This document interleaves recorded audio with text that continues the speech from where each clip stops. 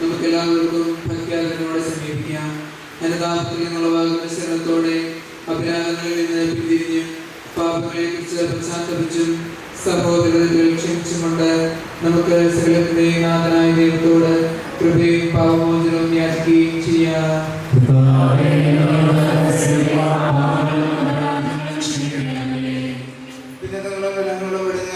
സാക്ഷിയെ ശുദ്ധീകരിക്കാം.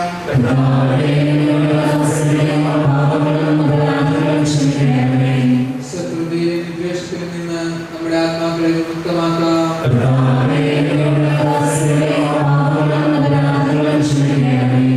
വിശുദ്ധ കുർബാന സ്വീകരിക്കുകയും പരിശുദ്ധാത്മാവിനാൽ ബോധീകരിക്കപ്പെടുകയും ചെയ്യാം.